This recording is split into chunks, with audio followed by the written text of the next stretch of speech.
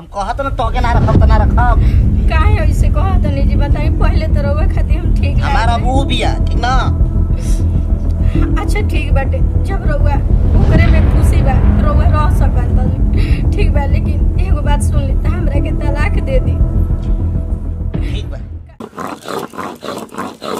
चलो कितना दिन के तो बाद वहाँ के आवत तनी बढ़िया बढ़िया खाना वाना बना दे तनी खाइम तो तबे न कहम कि हम बढ़िया खाना बनल बा वहाँ के आइम नु त अपन नैहर जाइम घूमे।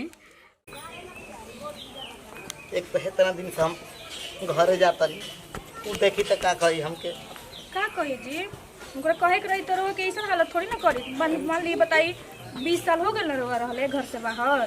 आ दूसरा मेहरा रही तो अपना साथे रखी कई साल भर हो गया आई घर है तो कोई जब रोग से मतलब है नहीं कि तो रो का टेंशन लेते नहीं तो ठीक बा हम बानी ना रोग खातिर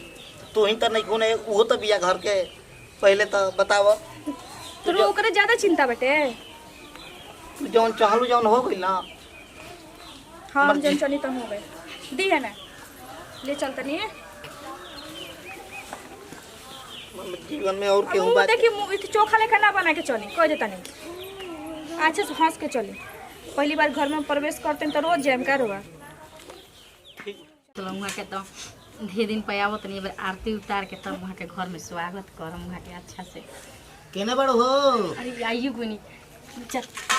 ए जी बानी जी ए जी गोला अपनी रुक जा 1 मिनट ऐसे घर में नहीं खे जाएगा रुक जा आरती पहले उतार ली।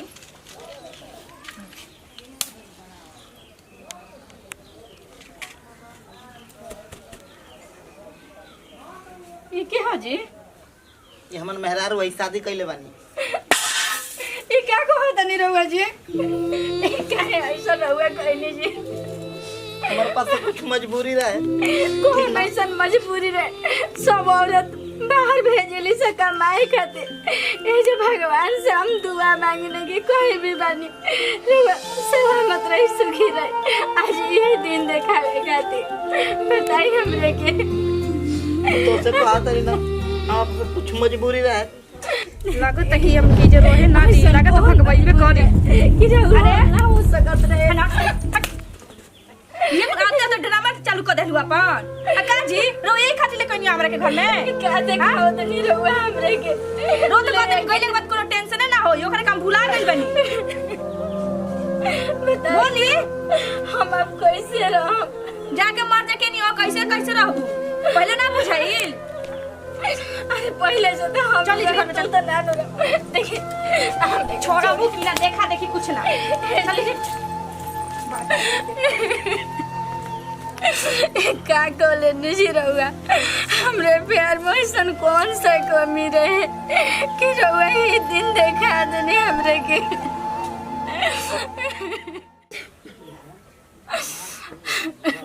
हमरे किस्मत में का लिखा रहे ये लिखा रहे आखिर हम कब तक से ऐसे घुट घुट के रहो हम घर में रोवत रहो घर में तो लागत है कि हमारी कोनो इज्जत नहीं के लेकिन एगो बात सोच ले जब हमारा दिल में उनकरा दिल में हमरा खातिर कोनो प्यार नहीं के तो हमरो कोनो प्यार नहीं के इतना जल्दी को सोचले रहतन तो कबो दूसर बियाह ना कइले रहतन हम एगो फैसला ले लेतनी कि हम तलाक उनकरा से ले लेतनी यही जले अपने घरे चल जतनी कब तक से ऐसे आखिर रोवत हे भगवान हे भोलेनाथ रोज हम चाहत रहनी रो तो सब मनोकामना पूरा कर देनी हम ही घर में रहल चाहत रहनी वहाँ के साथ प्यार से सब वैसे ही होता भगवान करे ऐसे हमनी के जोड़ी हमेशा बनल रहा क्यों को नजर ना लगा का करता हूँ चल हमके खाना वाना खा खाना हाँ ये जो टी शर्ट वाला धोत रहनी हो ठीक बा धोई बाद में ठीक बा चलो कहाँ से आओ तनी कुछ काम से आओ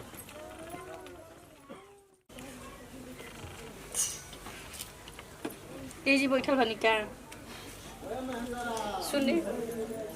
आखिर हमरा से तरौरा खुशी नहीं खेनु तरौरा दिल में तो हमरा खातिर कोनो प्यार नहीं खे तो हमरा के रउआ तलाके दे दी यानी हम फैसला क ले ठीक बा हमार मंजूर बा आखिर कब तलाक तक दे दे आखिर कब तक से घर में हम ऐसे रो के रह बताई केकरा सहारे रह। हाँ लेकिन एगो बात सुन ले जौन हाथ से हमार मांग भरले बनी यही हाथ से रउआ सिंदूर हमार धोवे के बाटे आ उ सबके सामने